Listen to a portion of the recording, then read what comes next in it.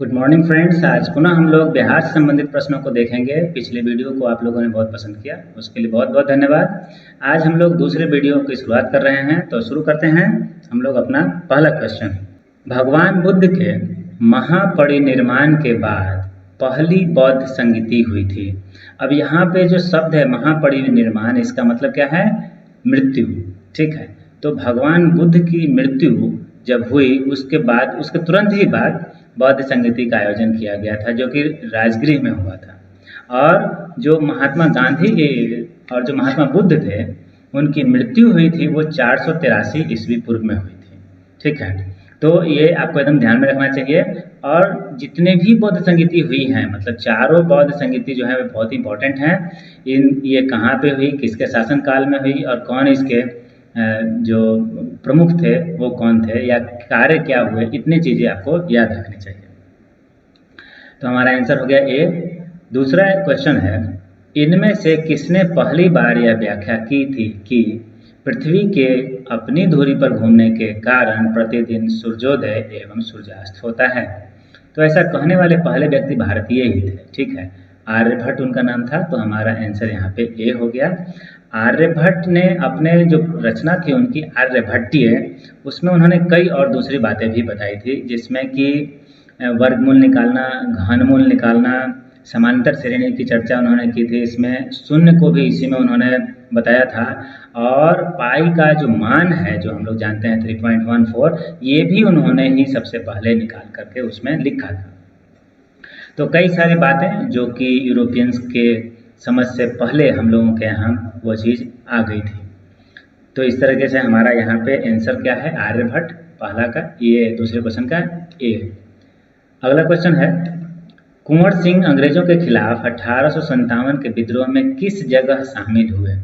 अब यहाँ पे बहुत ही इम्पोर्टेंट है, शामिल होना लिखा गया है, ध्यान दीजिएगा। लीड करना नहीं लिखा गया है, नेतृत्व करना नहीं लिखा गया है।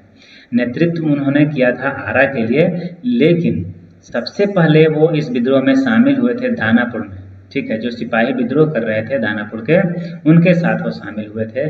तो इसमें हमारा जो आंसर हो जाएगा वो बी हो जाएगा, पटना। अगला क्वेश्चन है, निम्न में से महात्मा गांधी का भारत में पहला सत्याग्रह कौन सा था? तो महात्मा गांधी सबसे पहले बिहार में ही सत्याग्रह करने आए थे। चंपारण सत्याग्रह 1917 में उन्होंने किया था। ठीक है, तो यहाँ पे आंसर हो गया हमारा सी। चंपारण में गांधी जी को आमंत्रण किसने दिया था? तो जो सत्याग्रह करने के लिए उन्होंने शुरुआत की थी चंपारण में, उसके लिए उन्होंने बुलाने वाले जो थे वो थे राजकुमार शुक्ल। आंसर हो गया हमारा बी। नमक सत्याग्रह के दौरान बिहार में लोगों ने नमक बनाने के साथ साथ किस कर के विरोध के द्वारा सरकार का विरोध किया? तो जो कर लगाया जा रहा था उसका ही विरोध कर रहे थे सत्याग्रह में। तो एक तो नमक पर जो कर लग रहा था उसके विरोध में हम लोगों ने खुद ही नमक बनाया, ताकि हम उस पर कर नहीं देंगे, इस बात को साबित करने के लिए। लेकिन बिहार के लोगों ने एक और चीज़, चौकीदारी कर जो लगता था उसका भी विरोध किया था। ठीक है, उन्होंने इसको देने से मना कर दिया था। तो इस तरीके से हमारा आंसर हो गया ए। अगला क्वेश्चन है, गांधी जी के असहयोग आंदोलन में लोगों को शराब से परहेज करने का आग्रह किया गया।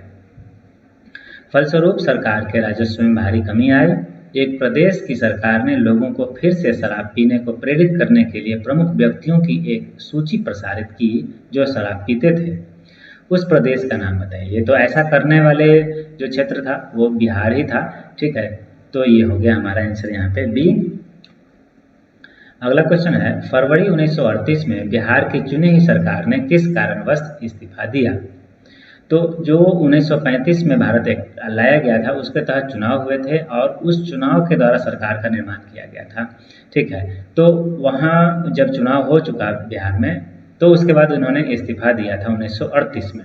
और इस्तीफा देने का कारण था कि जो राजनीतिक बंदी थे उनको छोड़ा जाए। ठीक है, तो आंसर हो गया हमारा यहाँ पे डी। बंगाल और बिहार में भूमि पर किरायादारों के अधिकार को बंगाल किरायादारी अधिनियम द्वारा कब स्वीकार किया गया? तो 1885 के बंगाल टेनेंसी एक्ट के द्वारा बंगाल सरकार जो कि इस अधिनियम को लाई थी, उसके द्वारा ये स्थापित किया गया था। तो यहाँ पे हमारा जो आंसर हो जाएगा ये सी हो जाएगा, 1885। हमारा अगला सवाल है, बिहार कब भारत में एक स्वतंत्र प्रदेश बना? तो बिहार जो एक प्रदेश के रूप में अपने देश में शामिल हुआ, वो अगर आपको थोड़ा ध्यान हो तो 1905 में बंगाल का विभाजन किया गया था, जो कर्जन के द्वारा किया गया था, लेकिन उसे पुनः एकीकृत कर दिया गया। एकीकृत करने के बाद इसे 1912 में बंगाल से अलग किया गया, मतलब बिहार और बंगाल को अलग किया गया। तो 1912 में 22 मार्च की तारीख थी, तो इसमें हमारा आंसर क्या हो जाएगा? डी हो जाएगा। अगला क्वेश्चन है, बिहार किसान सभा से कौन जुड़ा था? अगर हम बिहार किसान सभा की बात करेंगे तो इसमें कई सारे लोग जुड़े हुए थे। अब बिहार किसान सभा में अगर देखा जाए, जो कि 1929 में गठित किया गया था, राहुल सांकृत्यायन, मतलब ये जो हैं ये भी थे, यदुनंदन शर्मा ये भी थे, कायानंद शर्मा ये भी थे, और स्वामी सहजानंद तो उसके अध्यक्ष ही रहे थे। तो इस तरीके से इसमें सभी लोग जो हैं वो बिहार किसान सभा से जुड़े हुए थे। तो आंसर जो होगा वो आपका उपयुक्त में से एक से अधिक हो गया, तो फाइनल आंसर हमारा क्या हो गया? ई। अगला सवाल है, बिहार सोशलिस्ट पार्टी कब गठित हुई? तो बिहार में सोशलिस्ट पार्टी का गठन 1931 में किया गया था। आंसर है हमारा सी। अगला क्वेश्चन है, इनमें से किसने बिहार में पहले कांग्रेस मंत्रिसभा का नेतृत्व किया? तो पहला जो कांग्रेस मंत्रिसभा बनी थी उसका नेतृत्व करने वाले श्री कृष्ण सिंह। ठीक है, आंसर हो गया डी। अगला क्वेश्चन है, अतः सदैव सहमति के साथ और अक्सर वाणिज्य मंडल के निर्देशों पर भारत सरकार चलती है और इसे व्हाइट मैन्स बर्डन कहा जाता है। यह किसने कहा था? ऐसा कहने वाले जो व्यक्ति थे उनका नाम था सच्चिदानंद सिन्हा। आंसर हमारा है सी। अगला क्वेश्चन है, एक भारतीय राज्य के रूप में बिहार बना। पिछले क्वेश्चन में हम लोगों ने 1912 की बात कही थी, वहाँ पर प्रदेश की बात कही थी, बिहार एक प्रदेश के रूप में शामिल किया गया था। अब हम लोग बात कर रहे हैं राज्य के रूप में। तो राज्य के रूप में बिहार को मान्यता मिली थी 1935 के एक्ट के द्वारा 1936 में। तो यहाँ पे हमारा जो आंसर हो जाएगा वो सी है। अगला क्वेश्चन है, बिहार के निम्न हिस्सों में से कौन सा हिस्सा भूतात्विक दृष्टि से अपेक्षाकृत पुराना है? अगर हम पूरे देश के हिसाब से भी बात करेंगे तो सबसे पुराना हिस्सा पठारी क्षेत्र है, उसके बाद हिमालय का क्षेत्र है, और सबसे नवीन जो स्थिति है वो मैदान, गंगा का जो मैदान है उसकी है। तो यहाँ तो ये देखेंगे सबसे पुराना हो गया, सॉरी सबसे नया हो गया ये। ठीक है, इसके बाद ये जो पहाड़ियाँ हैं ये भी नहीं है।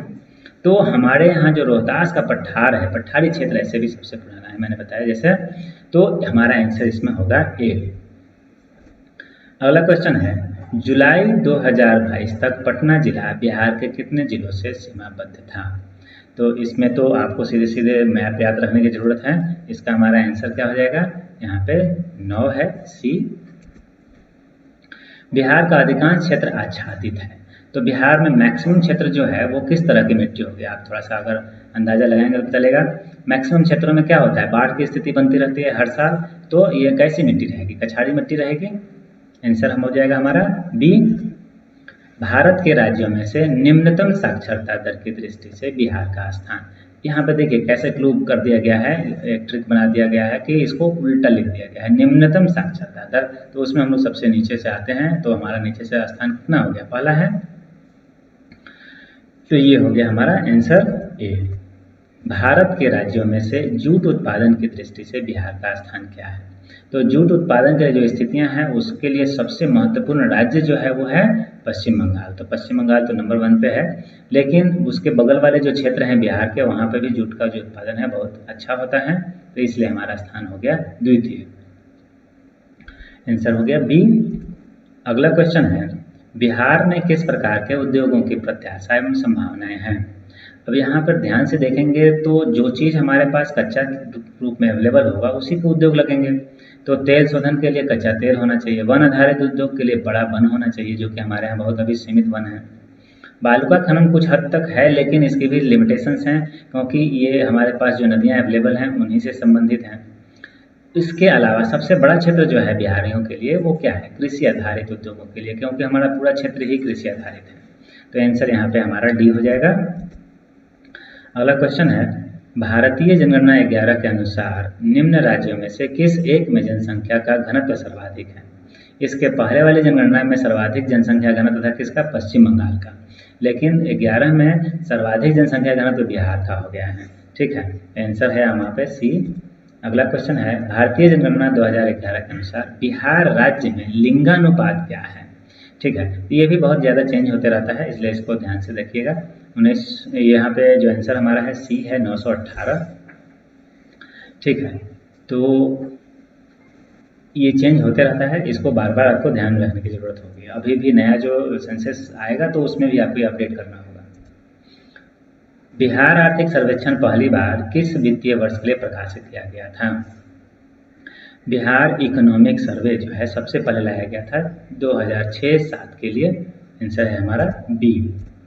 मधेपुरा लोकोमोटिव फैक्ट्री में निर्मित भारत की सबसे शक्तिशाली विद्युत रेल इंजन का सामर्थ्य है। यहाँ पे अ और स जो लिखा हुआ है इसका मतलब है अश्वशक्ति। ठीक है, हॉर्स पावर। तो सबसे अधिक शक्ति वाले जो हमारे इंजन यहाँ बनते हैं वो 12,000 अश्वशक्ति या कहें कि 12,000 हॉर्स पावर के हैं। आंसर हो गया हमारा क्या, डी। नेक्स्ट क्वेश्चन है, 10 अप्रैल 18 को प्रधानमंत्री श्री नरेंद्र मोदी ने स्वच्छाग्रहियों के राष्ट्रीय सम्मेलन को कहाँ संबोधित किया। तो 2018 जो है ये शताब्दी वर्ष था किसका, चंपारण सत्याग्रह के लिए। तो ये कहाँ पे होगा, सीधी सी बात है, चंपारण नहीं होगा, मोतिहारी जो कि वहाँ का डिस्ट्रिक्ट टाउन है, मोतिहारी में नरेंद्र मोदी ने ऐसा संबोधन वहाँ पे किया था। आंसर क्या हो गया, ए। अगला क्वेश्चन है, सुलभ इंटरनेशनल ने बिहार के किस नगर में सस्ती दर पर पेयजल उपलब्ध कराने हेतु सुलभ जल प्रोजेक्ट आरंभ किया है। तो इन्होंने ये भागलपुर में किया है। आंसर है बी। हमारा अगला क्वेश्चन है, बिहार की मुख्यमंत्री कन्या उत्थान योजना के संबंध में कौन सा असत्य है। तो इसमें आप देखेंगे तो पहला जो है, योजना का वार्षिक व्यय 7,221 करोड़ प्रस्तावित है, सही है।